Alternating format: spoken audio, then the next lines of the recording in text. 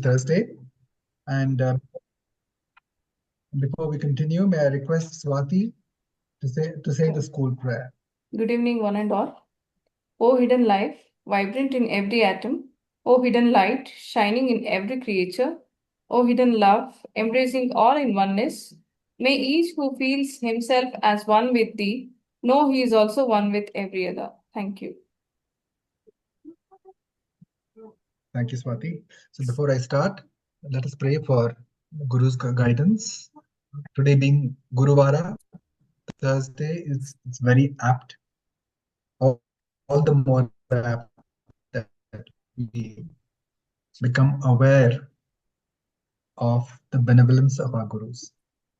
Gurur Brahma, Gurur Vishnu, Guru Devo Maheshwaraha, Gurur Sakshat Parabrahma, Tasmai Sri Gurave Namaha.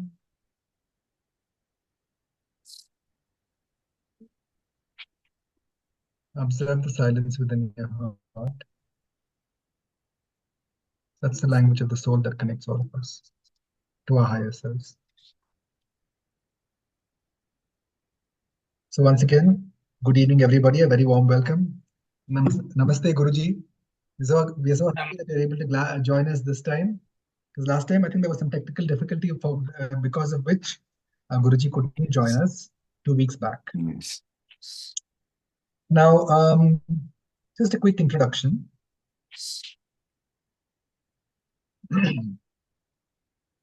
Our program today is How to Recognize the Guru by Guruji Sri Nandakishore Ji. A little bit about Guruji. Guruji is a visionary spiritual master, a humanitarian leader, a poet and writer who has dedicated his life to the inner and outer transformation of humanity. He is the founder of Sahaj Smriti Yoga and Pindodak Kriya. Is that correct, Guruji? Pindodak Yes, Kriya? it's correct. Pindodak Kriya or Sahaj Smriti Kriya, both are its name. Thank you. Yes. So, he's the founder of Sahaj Smriti Yoga and Pindodak Kriya, simple yet profound spiritual practices that guide seekers towards effortless self-realization. Through his teachings, Guruji has inspired countless individuals to awaken spiritually and live with deeper awareness and purpose. In 2002, he founded the Universal Forum of Human Dignity, a non-profit organization focused on education, health, environment, and sustainable living. All the tenets of Dharma.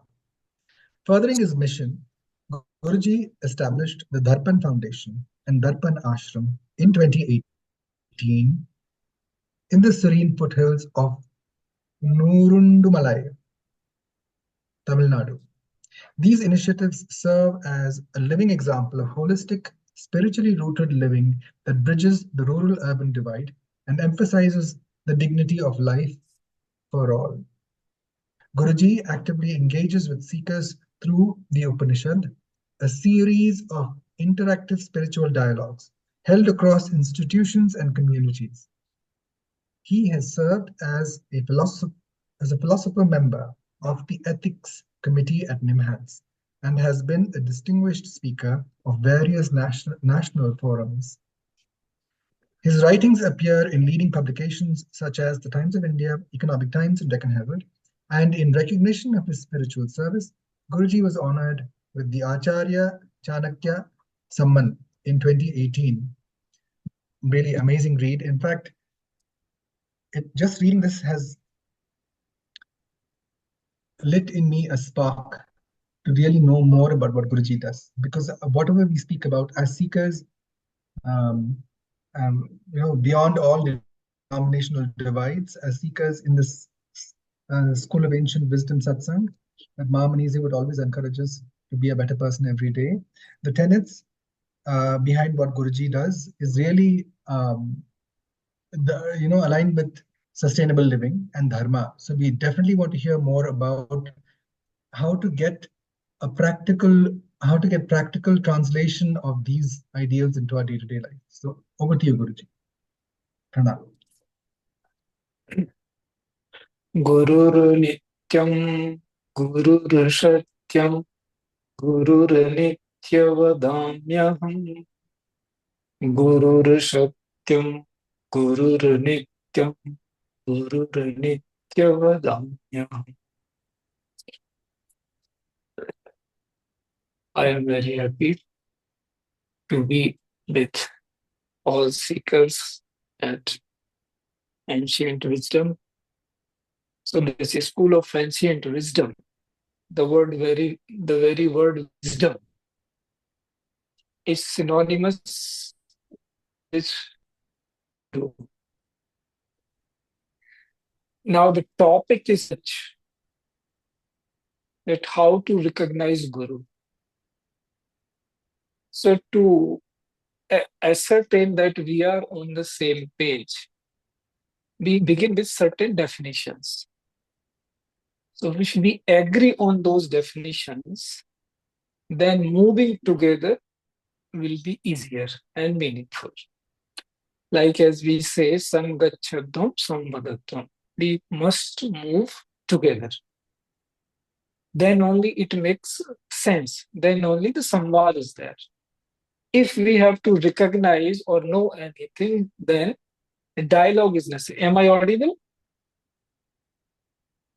Audible? Yes, you're audible. Yes, okay. There is a slight So, crackle in the voice now and then, but you're okay. Because here this little, what do you say, little less, and that connection is there. Some irregular connection, which I can see. So it will be anyway. So then if we have to move together, then we have to begin with certain definitions. Because our mode of communication is word, through which we are recognizing each other. Whether guru or whether friend or anything associate, it is through words that we come to know each other. That is the beginning. So words are made of definitions. So we say Guru's definition is Guru Partaram Tattvam Nasti. There is nothing beyond the Guru. So if we are one with the definition that yes, in our or your opinion also, seeing also, this is same. Yes, we concur with this. There is concurrence with this definition that yes, Guru literally means the one beyond whom there is nothing. So it is all encompassing. Now this makes Guru equal to Paramatma. That is why we say Guru Sakshat Param Brahma. Sakshat, because invisible Paramatma is there, but invisible we can't see. Seeing begins with visibility. So we see Sakshat through eyes. Sakshat means through eyes.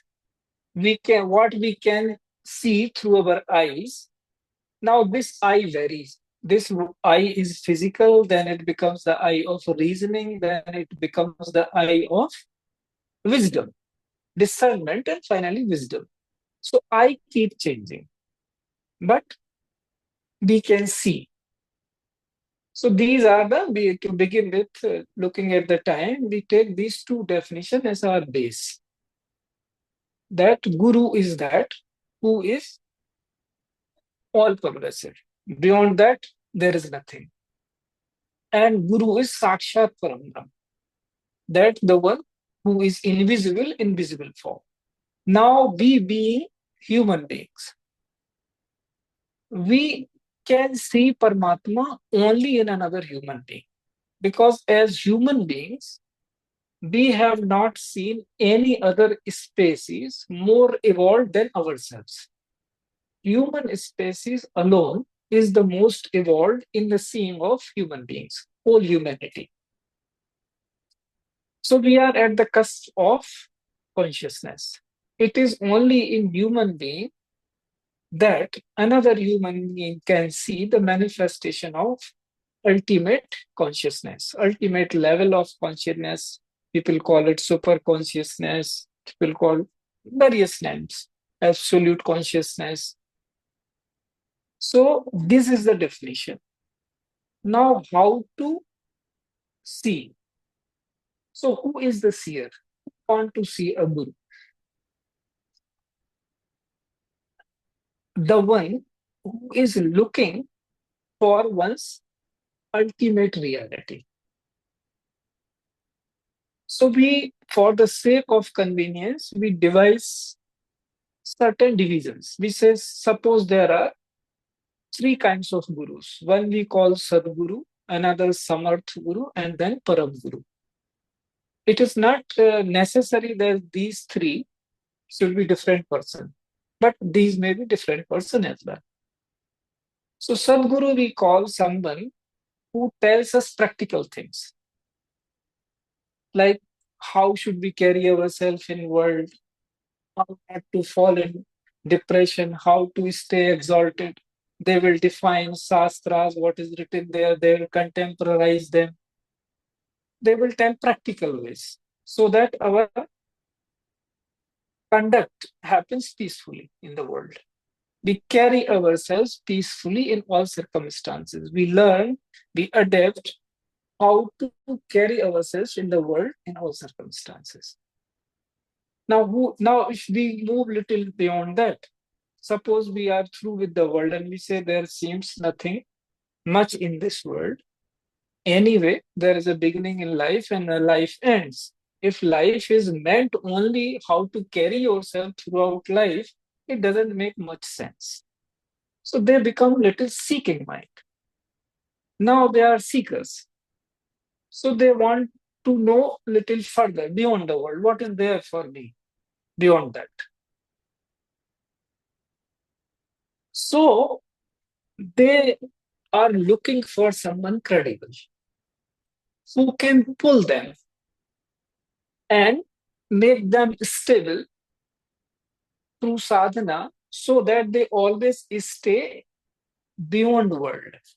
That we call that bhavtara, that they have gone beyond the bhav sagar. Like Meera says, Satki nao kevatiya sadguru bhav sagar tariyayo. Payo ji maine ram ratan dhan payo. Everyone, like Kabir, any saint, if you go through, they are not describing that much about Paramatma as much they are saying about the Guru. Why it is so? Because they say it is the beginning.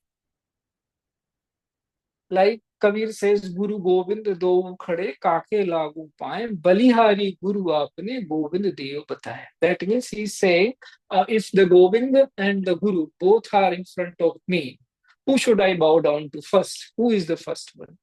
Then he says Guru, not Govind. Another meaning of this is that Govind only indicated it is not me, it is your Guru.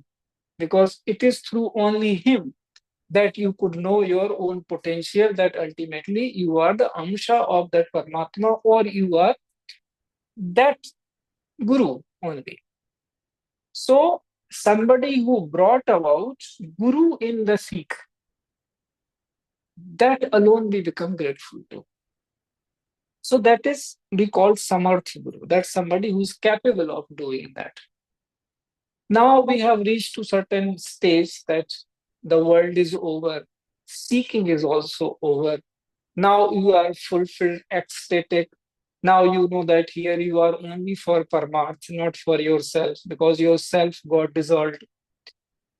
Then comes the role of Param Guru, so that we keep doing our duty and we never fail. So this is how it is. So if we are looking for Guru, then at what stage of our seeking we ourselves are? That is very important. Because everyone's journey is not same. Every individual is at different stage of seeking. Everybody's earnestness is not the same. So how much earnestness we have, accordingly our research begins. Why first of all, why we are looking for it? Because we feel the need that we don't know something. We want to know. Seeking is inherent in us, but not many are capable of pursuing their seeking. They stop midway. But if you have that earnestness in seeking, then somehow it will happen that either you will reach to the Guru or Guru will reach to you.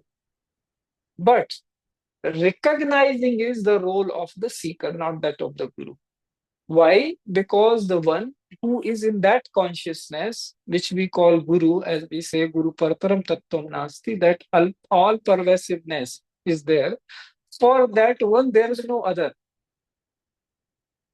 There is all that such a person sees the world as either nothing or everything. So there is no other. There is that self alone only you can say, or there is only other. Either which it is the same thing. So that separation is not there in the Guru, that this is me and this is other. So whom he is going to recognize? Because he is seeing himself in everyone. So there is every particle, as very beautifully in the beginning, Swati ji said. That is what it is. That in every particle, small atom, the whole is there. Now science has figured that out.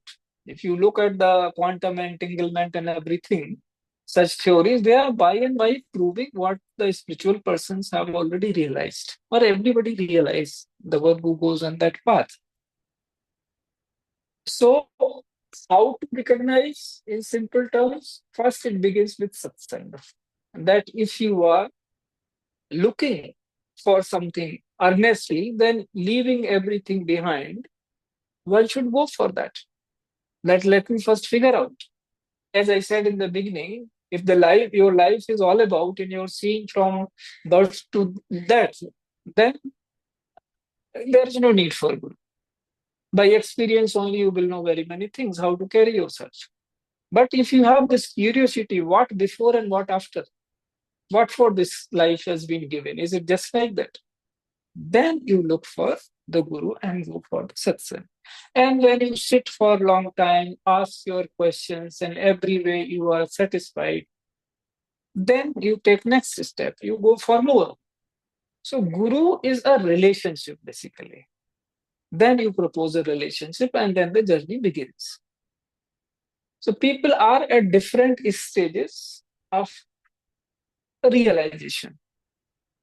Let me give an example through a story. Maybe it will be more clear. So this story goes in our Sanatan lore.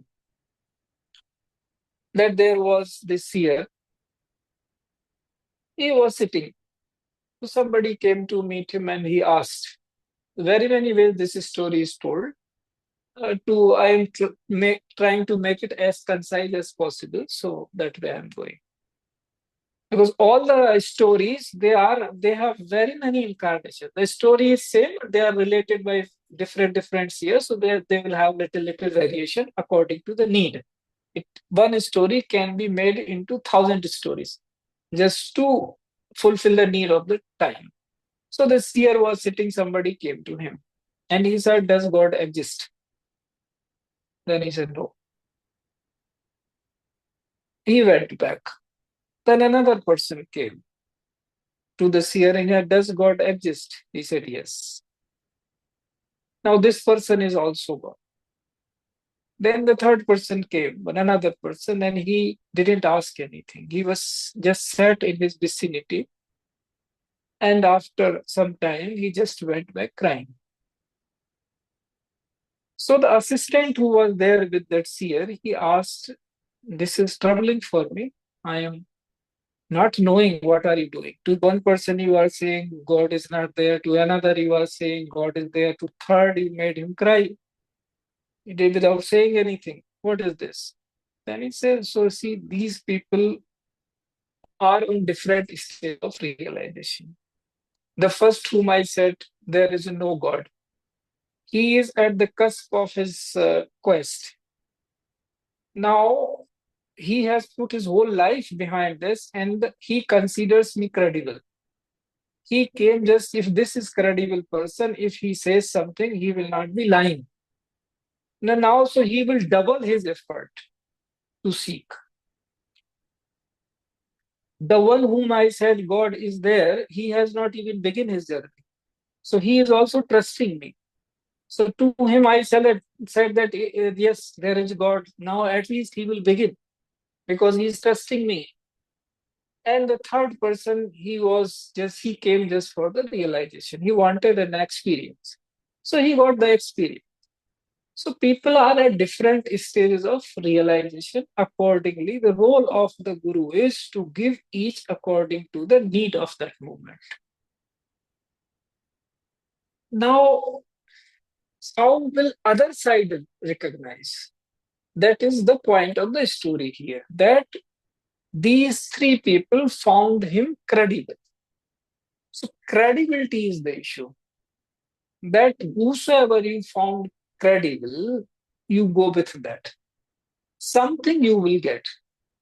Suppose you go beyond what that person has to offer, at least some journey will happen. So earnestness is needed. There is one another story. How you cannot recognize it. Because when Guru becomes like this, Guru means as if there is nobody. We call them extraordinary. Not only ordinary, they are extraordinary. So ordinariness is such that it is very difficult until we ourselves become that kind of ordinary, then only we can recognize. The irony is then you don't need at that stage. You need on some higher stage. But that is how it happens.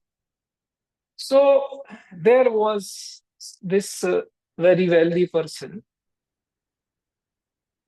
who did everything right in his life, and he was seeker at heart. So when everything was settled, he had a good business, good family. Then one day he asked, when he was around 45 years of age, to his family, now everything is settled. I want to take out some time for myself. So can you people relieve me for some time? So everything was fine. Every member of the family was happy. So they say, okay, you go, but you carry provisions with you. Then he said, yeah, that I will do. So he, in some little remote place, he hired a space, in today's terminology, say a two-room flat somewhere outside. And with all provisions, he went there to stay in a secluded ashram somewhere. So now he didn't know how to cook. So he looked for a cook. Everything was there, but cook was not there because he needed certain food to eat. He was not that he could live on root and fruit. He wanted cooked food. So he looked for some person. So he found a person. He stayed with them. He every day used to cook that for that businessman, and he was seeking, doing his study. So many books he was keeping and reading books and everything. So certain times he will keep asking his cook something, and cook will keep answering, okay, you read this book or that book. But he didn't pay attention. One day he heard that a very realized master has come somewhere near. So he invited him to his house that, look, I have been seeking for so long. Please, can you initiate me in the path? Then he said, no, I am looking for my guru. My guru was with me, and one day he left me. So I am looking for him because until and unless he gives me permission to initiate, then only I can initiate. Before that, I cannot. So they just start chatting in conversation as the conversation was going on. So because the guru was the topic between both, so he, as a casually, started describing about his guru, that his cook. Then he gave the description, yeah, he wears a tauliya, he just he's undergarments only he's wearing most of the time, upper torso he's not wearing anything. This is the condition. So this person who whom he considered the realized master, he became curious. He says, "Can I meet your cook once?" Then he said, "Yeah." So of course, he went to his house and he met the cook. And he fell on his feet. Then he said, "Where have you been all these, Guruji? I have been searching for you." Then he said, "Well, I had to do some work. So now I have done the initial work. Now begins your job. You initiate him and let his journey begin. You wanted only permission." So, point I'm trying to drive is, have we become like that extraordinary that we can recognize the real master? All the time, this cook who was realized master was staying with him, but never ever it occurred to him that this could be his guru's guru, even in that sense. Though in reality, there is no, like we say ना, परमात्मा का परमात्मा नहीं होता, वैसे ही गुरु का कोई गुरु नहीं होता. So that's why he said you initiate him. So how do we become like that? Where are we? So first, to recognize a guru, we have to recognize that one within us. Who has to recognize the guru? Is that one within us looking only for the guru, or it is looking for some siddhi, riddhi or something, or some miracle or something? Because guru will make you like your that self, because that's all he knows. That's all he is seeing. Guru sees in us himself or that self. It is generally it is heard that disciples consider their guru Paramatma. It is not true mostly.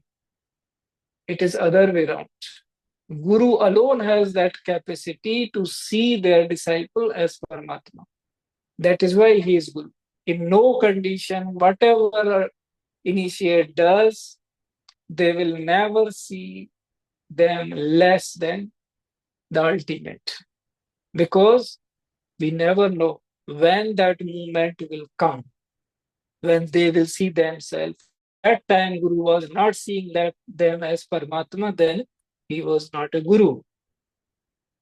Because if he say he's looking all the time at Paramatma only everywhere, then how come such a moment happened when the person was ready and he could see something less than Paramatma? So this is how it happens. To recognize that, you have to become that. You may have heard such saying, only a saint can recognize another saint. Same is true about that. That's why we say there is no difference between guru and disciple. In every other relationship, there are two identities. It is only in guru and disciple relationship, there is only one. There are no two. If somebody calls himself guru, please run away from that person. He is not. So at least you come to know that one person is there who is not a guru. The rest you have to look out. Because the one who is cannot say the one who says is not. So this is how we have to be ourselves ready, that we can recognize that. Now, certain things we can say to beginners and to all, that where and when. Where is the Guru found? In Satsang. When is Guru found? When you are ready. What does he contains? Nothing and everything. Why it is needed? Because that is your ultimate potential. How is he? He, as we say, is the ultimate. So in how as you are, same he is. There is no difference. Only we say that he is big. He never said big. Guru means greater than us, whom we consider great. Why we say that? So that our ego doesn't sprout. There is only one authority in whole existence who has the capacity to keep the ego in place, that is called Guru. And that is why we ourselves choose. Because if somebody else does, then it will not be possible to demolish the ego, keep it in place. Because any time when we remember, you said, no, it is I only who chose. Otherwise, any moment when ego comes out, say, no, Guruji only called me, no, you only called me to do this. And then ego will become super huge. So this is how it happens, that we have to be a real seeker to recognize a guru. And for what purpose? That should be clear to us. If we are doing it for any other purpose than realizing ourselves, then it will be difficult to find a guru, because we are not doing for the purpose he is there. So we want to become who we really are. We just want a realization. So it begins with, as we say, understanding, then experience, and then becoming. These are the levels. We can, for the sake of understanding, we can divide these levels. First, you try to understand through words. So your fluff you clear off. Whatever your confusion, go for keep, for long term you keep doing satsang. In whomsoever you are seeing the possibility of Guru. One thing I am telling very clearly, that for a human being, Guru is always a human being. It is not an avatar who was earlier. It is not a Peer, Pegambar, or Messiah. No, that is not. Guru is always a contemporary human being. The moment humanity loses touch with this, they will become redundant religions and will keep fighting for their beliefs, and the humanity will be at loss. It is only the human Guru which has the capacity to keep the sanity for humanity. And that is what ancient wisdom, school of ancient wisdom is. Wisdom is always there. We are calling it ancient just to give a connotation that it has always been there since eons. It is not that the wisdom has become old. Wisdom is always new, nityam. It is always here and now. But we are giving an indication that it was there since eons. But has always been present. Because when we become wise, then we know there is no past, there is no future. It is always here and now. That is what we call Sanatana, present. Now, how deep and intense your presence is, accordingly only we find the Guru. All the Gurus in their times, they have said the same thing, not a syllable here and there. Only because times change, so the way of description change. If you read a conversation between Arjun and Krish, it is same. You read a conversation between Vasishtha and Ram, it is same. Anybody, contemporary pairs, if you see, the conversation will be exactly same in a sense. Because the life circumstances are different, now we have very many materials, very many things to name. So it appears that it is different. And that is what called contemporariness. Contemporariness, why? Because in today's language we have to speak, then only people will relate to it. So this is how it is. Now I think time for question answer. What is? Yes. Let's.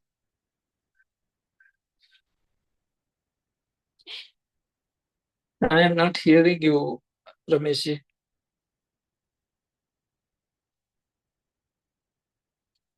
You are not audible to me.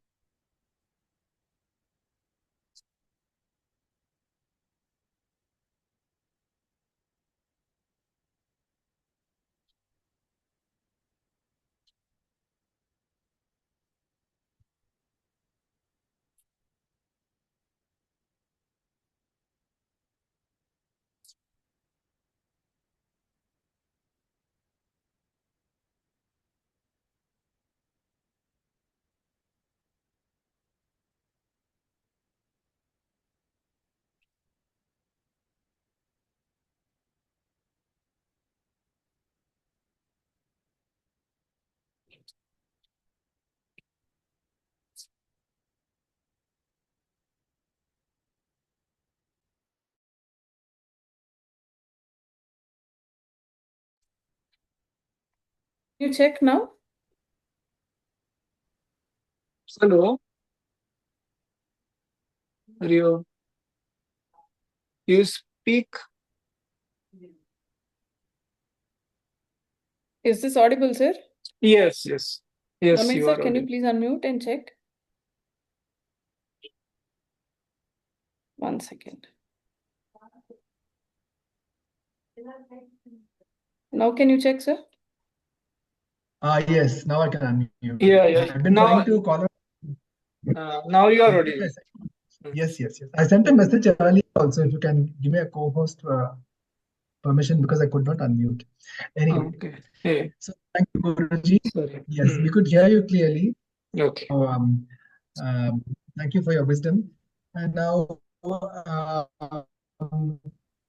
is the time for the question and answer. So if anybody has any questions, please do ask, because I have a couple of questions. But before I ask my questions, I request the participants, other participants also, to ask the questions. Mhm. Right. So while they're thinking of their question, Guruji, this is a question that I've always had, because I've been a seeker from 1992. From when I read this book, The Autobiography of a Yogi, by Paramahansa Yogananda, I have always dreamt of being a Guruji of, of that kind of caliber of the Nath Sampradaya, where, the Guru will recognize me. But I understand that one has to grow to that extent, in through many lives, to be able to even, come to that kind of a situation where an exalted Guru receives you and raises your consciousness to self-realization. So my friends and myself, what we have been doing is we've always, listened to people who are wise or who we think are like gurus. And sometimes, of course, nowadays, there are many gurus who are not authentic. There are many fake gurus. So how do we develop the ability to within ourselves on whether the guru is authentic or not? Is it only through our sadhana or through some kind of chanting? What are the ways? Yes. Good question. So there is, you can call it sadhana as well. It is like we have to ourselves, word, mind, and deed should become one. What happens is our senses delude us. See, the guru is recognized by the soul.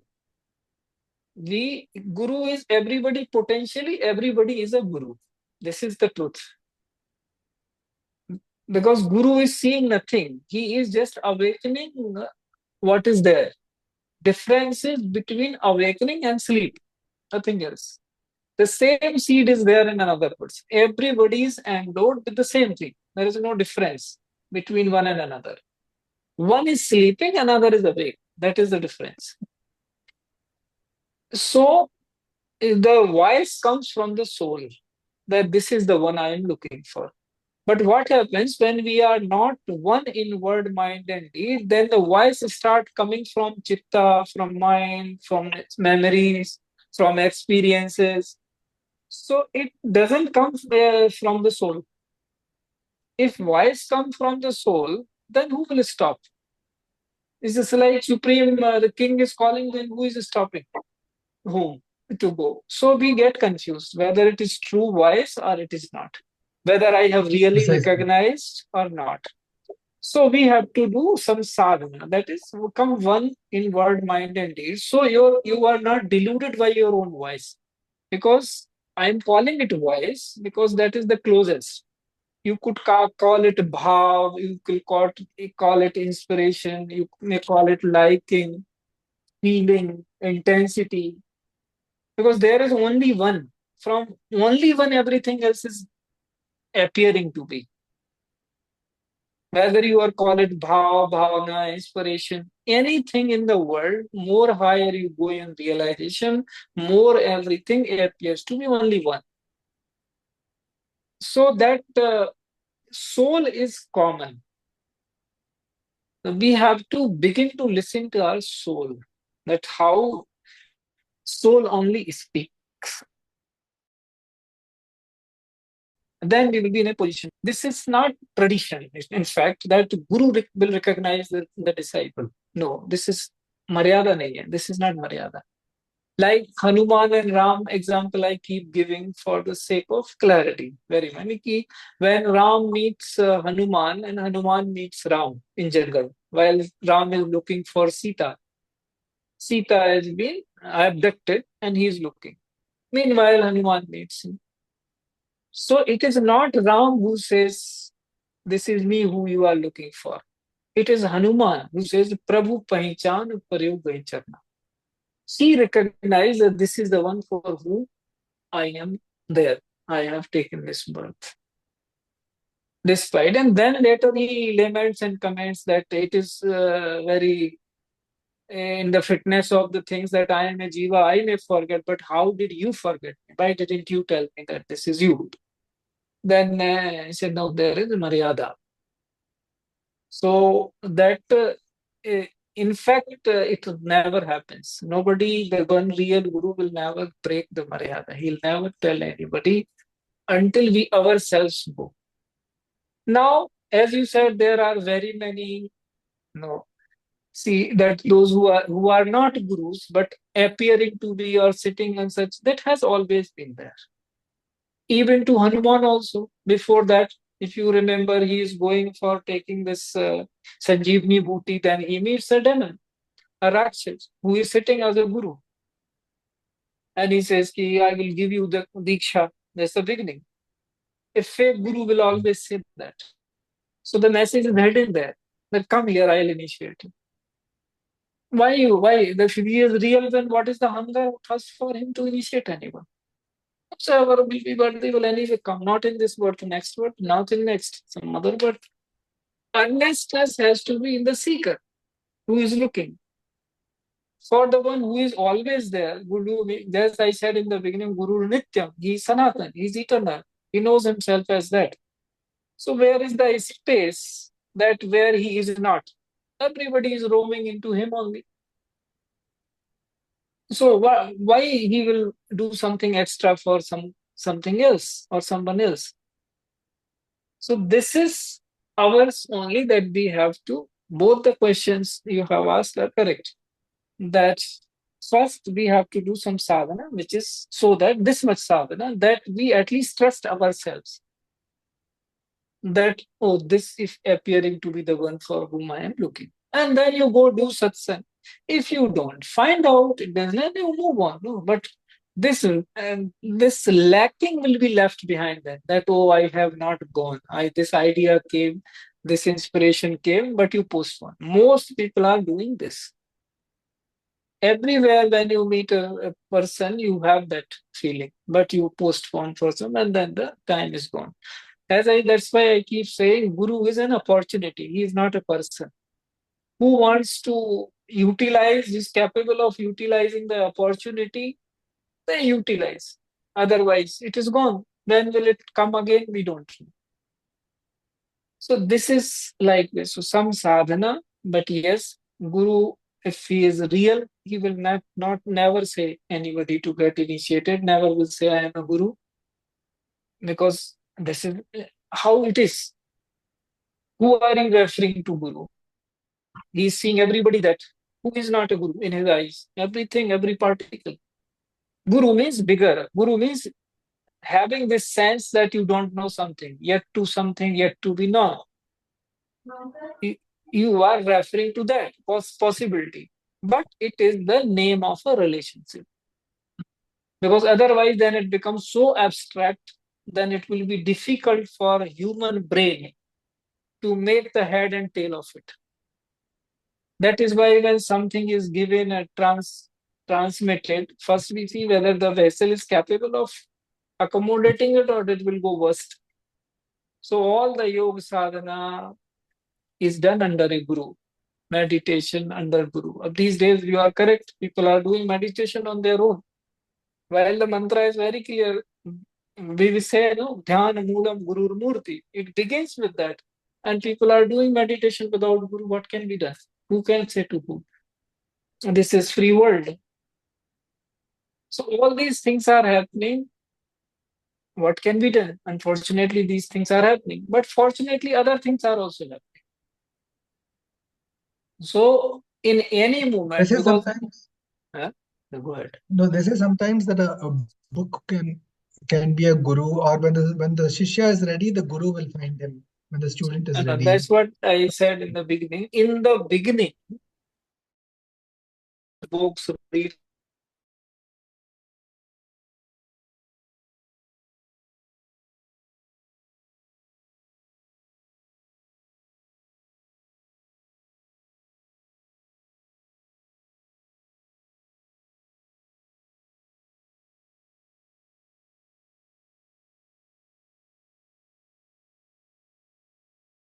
cannot be guru. By guru, I mean a living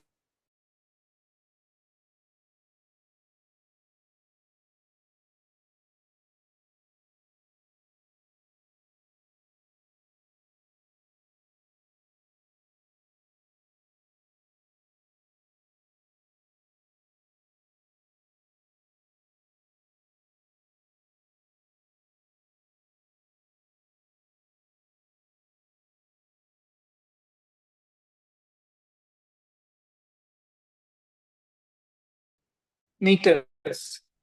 There are infinite meetings, infinite meanings of the same stanza.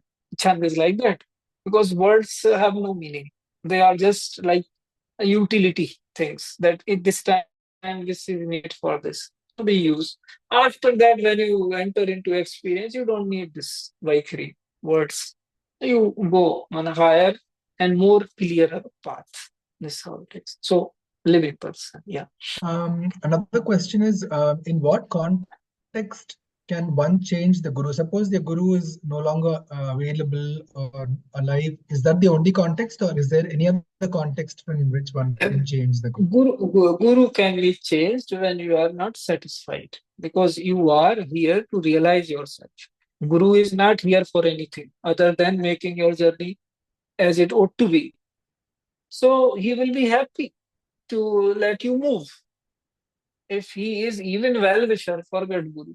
He will be happy that, okay, he's going for something, he found something better. That's what he wants. What is the role of the Guru? To let the Guru within us come out. What Remove else our is there? ignorance.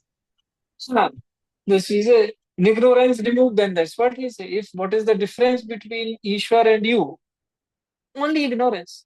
Ignorance is gone. And so then only you become that, and then you know that ultimate ignorance. And that is our limitation. So Thank that you, is Guruji. also welcome. So does anybody else have any questions now? From Ramamani ji, she says, if I consider Paramatma as the guru, then what happens? So there is when you consider something amurt, whom you have not seen, so confusion will always remain. That whether, because that is, we are human, we are sakar, so we can trust only sakar. There, suppose at some moment it comes to your mind whether he is at all there or not, who will verify it? See, if you consider amurt, that means invisible, as Paramatma, that's what you are referring to, Paramatma. Now he is not coming and telling you, but by the same principle, that because you have considered him Paramatma, ultimate, all pervasive. So is anybody all pervasive, ultimate, coming and verifying that I am there?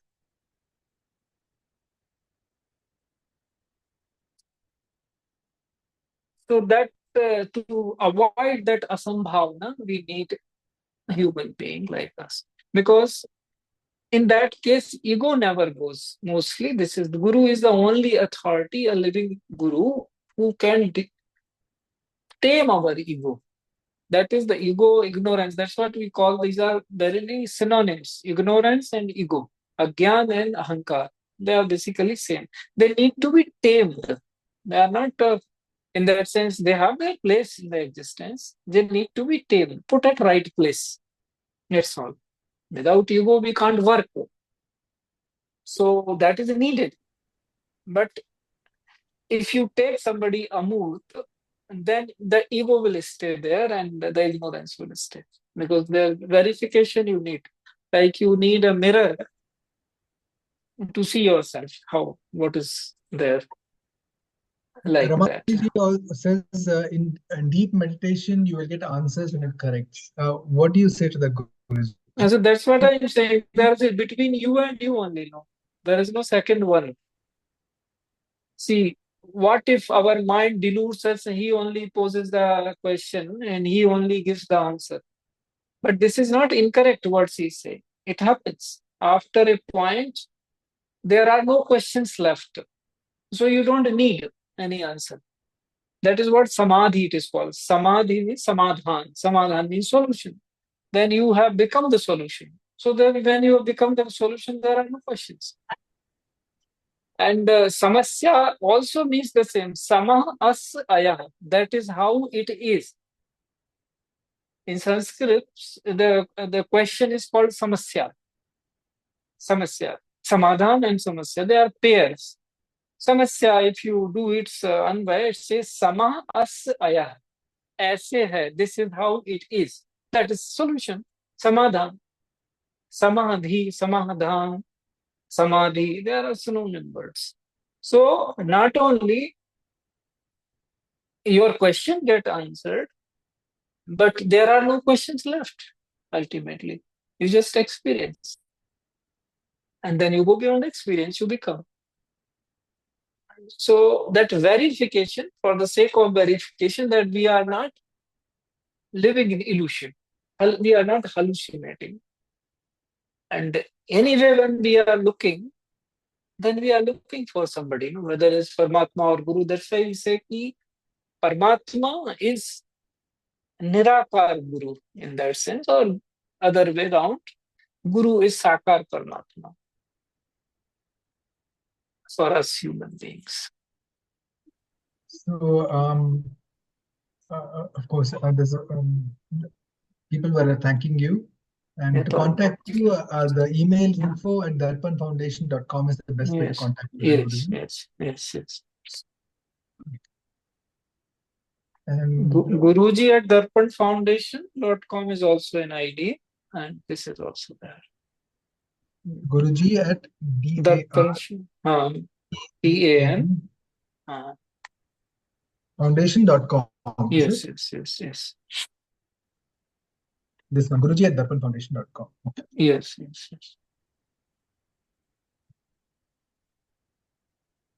And Guruji, there were some other questions. When I was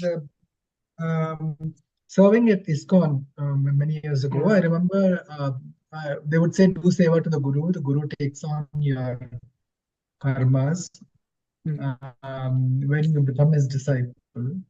That is one question. Is that actually true? And secondly, suppose you don't follow the instructions properly, what the Guruji has initiated you in, then the Guruji also get negatively affected by your lack of discipline. Is that also true, Guruji? No, that is not true. That because whom we are calling Guru, he accommodates all. He has no entity like A, B, C, D. It's not like that. All are already the one who has realized. Real means the ultimate thing now. That if we are calling him Sakar Paramatma, that means he accommodates all. He's living in that wisdom. Where anyway, whatever happening in the world, why to count only initiates? Whatever is happening in the world, and that is going through. So where is the issue? All the negativities, all the positivities is unaffected by anything. No karma bandha there, because the is just carrying out the responsibility. Yes, the ones who are initiated, if they are not doing what they ought to do, their journey becomes a little lagging behind. That is how you can see. But is Guru getting affected by that? No. So can Guru take the karma of the Shishya? Does that happen? That is all the time there. Karma, not in the sense you are mentioning perhaps, but yes, who else can take? Because he has no karma. What we are calling, he is saying, I am not doing any karma. It is not possible. that I whom we refer as Guru, he is saying, not I as I, that there is no karma bandhana for me. So whatever you give, well, you are welcome. Whatever you want to give, you can dump, but he has nothing. In at least your burden, suppose you were carrying something and you dumped, you are free at least. No, what he did of that, that is his business. That is why the responsibility. He says, no, then that becomes something else. That is becomes, it is one-way traffic there. As I say, there are no two, there is only one. That is the only relationship in existence where there is no two identities, there is only one. In all others, even if you have Istadeva, then you are his pujari or worshipper or whosoever, bhakta. But here there's no. Guru and Shishya, they are not two, as I say. Because he is always seeing that. One has taken the responsibility of seeing the same in the other or everyone. Other we are saying because when suppose I get initiated, then I get the confidence that I have a relationship, not the Guru. He already knows that everybody is initiated from his side. But from my side, I am not clear, no, until I go and say that I have got initiated or initiated me. So I got this relationship. But this everybody is inside, nestling inside the Guru, because that's why I say definitions are important. I defined in the very beginning that Paramatma means, Guru means Guru Parparam Tattvam Nasti. There is nothing beyond him, even Tattva. Knowledge is considered ultimate knowledge as Tattva Gyan. But Guru Parparam Tattvam Nasti, that Tattva Gyan is also not beyond that. So all is included into that. Any more questions? So that is Any more questions? Anybody else? So Sandhya Jain ji says, what if a guru has only selective audience, only from a certain strata of society? That was Sandhya ji's question. No, this I did not get. What does he mean by the selected audience? How can a guru have a selected audience? Is it not possible? Guru means for all. Sandhya ji, can you please speak up? You might be able to clarify your question better. Yeah. I'll speak. Can you hear me? Yes, Yes. I can hear you. Yeah, this has bothered me for quite some time because I see certain famous people and they're generally known as gurus, but they have selective audience in terms only belonging to certain upper class or rich class, where the bulk of the population really, the middle class people and all cannot afford to pay that kind of fees to go and be with them or to listen to them or learn from them or something like that. So I land up asking, is spirituality the prerogative of the rich? It's become like that. But there are very many people. I don't want to name anybody. No need. I understand. Understand. So my inner self tells me something else. So this question is just to get things sorted out within myself. Correct. So whom we are calling Guru? This is because you have mentioned qualified, maybe unknowingly, that very famous people and all that, huh? So that is a different thing. When somebody is famous, maybe they have certain reservation for the sake of carrying themselves out. They have certain obligations. We don't know that to run an institution, they need that kind of money or what is there. So that is another domain. But we here are talking only about the spiritual quest and Guru. So Guru means the one who is available for all. And if in his eyes, rich and poor are there, then where is he?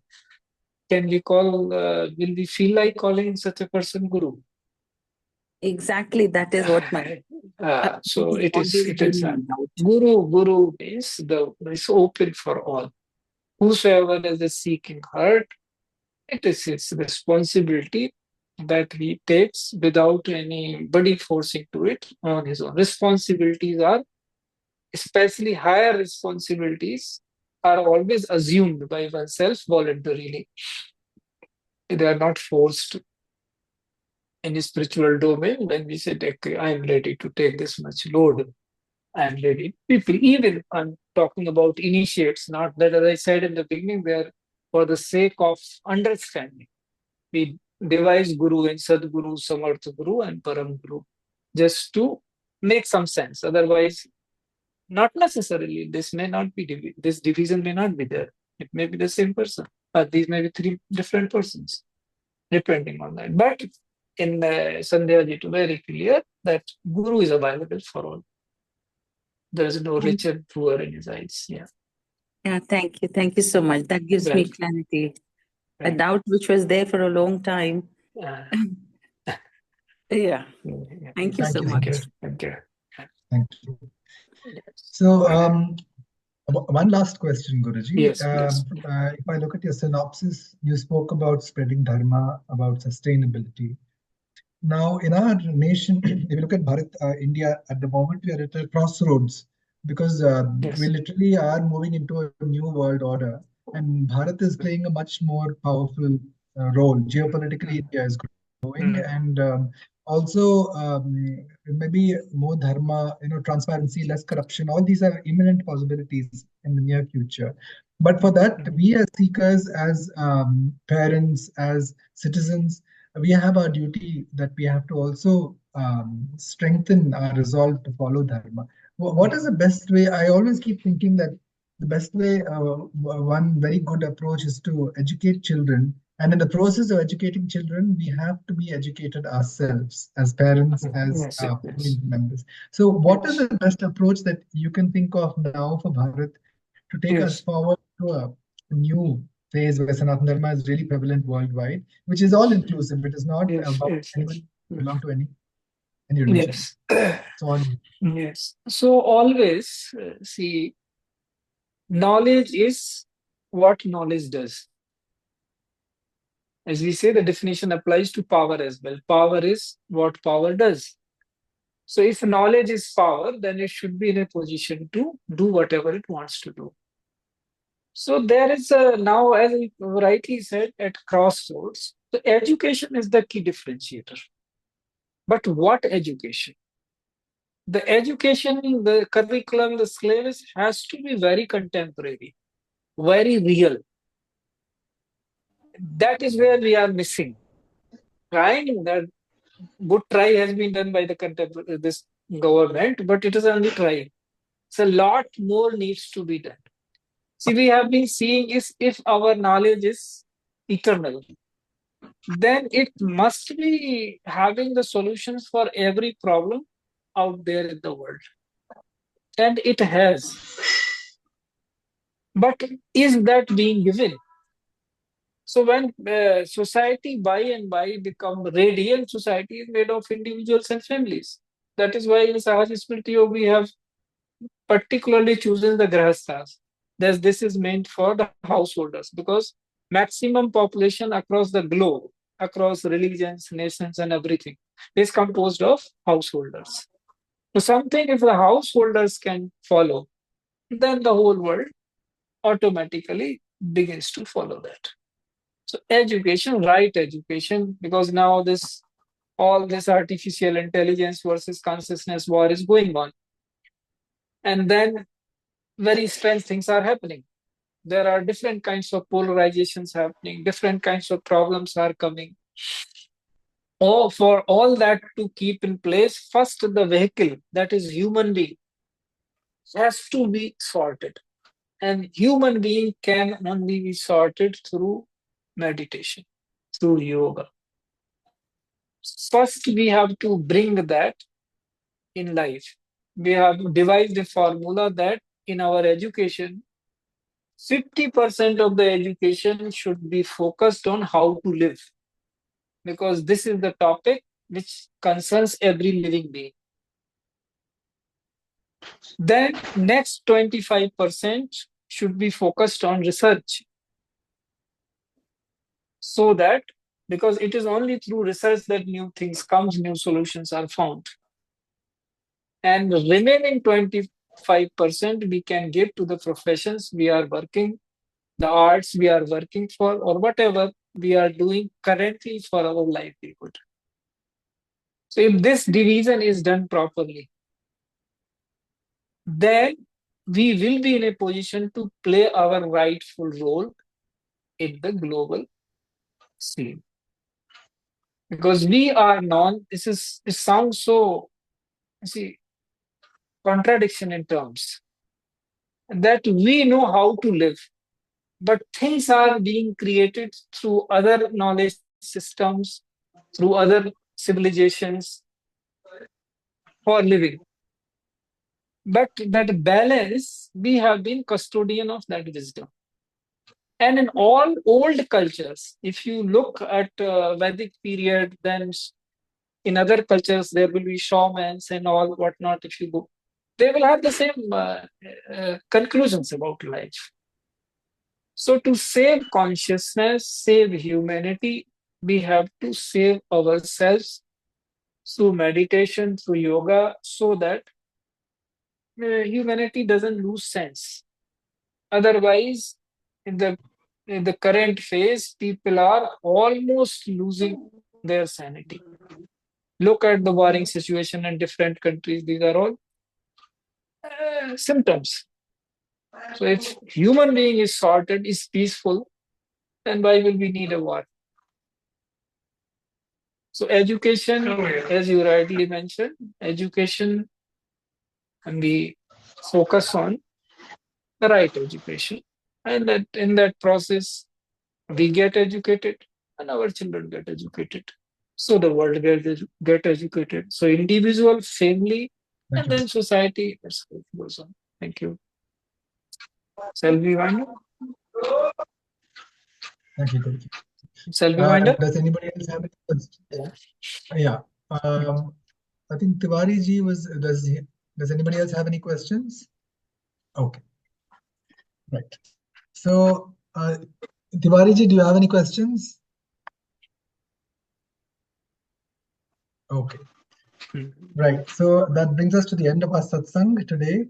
Guruji, thank you so much for blessing us with your presence. I know that when we are in front of a bona fide guru, all of us, each and every one of us, are also blessed because you have the divine drishti. Thank you for seeing us to our best version of ourselves. Thank you so much. Thank you. You have been a wonderful audience. So, on this note of gratitude, Thank you. Hari Om Tashat. Hari Om. So, on this note of gratitude, we come to the last section of our satsang today. This auspicious Mohini Ekadashi. Yes. May we all be blessed with the connection with the inner Guru, the divine voice within, that Guruji has blessed us with that kind of drishti. So may we all be connected and guided by this Guru. So please sit straight with your back, neck, and head aligned for the Loka Samasta. And please remember your loved ones, those in your communities who require prayers, because collective prayers are very powerful. I have experienced this firsthand. Remember your loved ones. Remember what kind of healing, whether it is in the area of relationships, health, money. These are the three main areas that most of us experience the karmas in. Let us also send out vibrations of peace and wisdom in this war-affected world. Let Bharat be a beacon of peace and hope. May this spread to the world at large, and may we all come together in this manner. Please sit straight with your back, neck, and head aligned. And take a nice deep breath. And let go. Observe the silence within, which is the language of the soul. Loka samasta सुखिनो भवन्तु लोकाः सुखिनो भवन्तु लोका समस्ता सुखिनो भवन्तु ॐ शान्ति शान्ति शान्तिः ॐ तत्सत् ब्रह्मार्पणमस्तु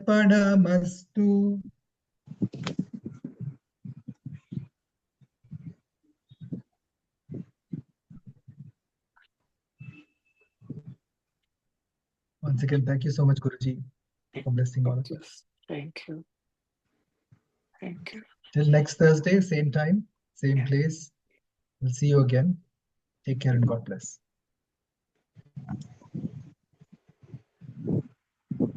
Guruji.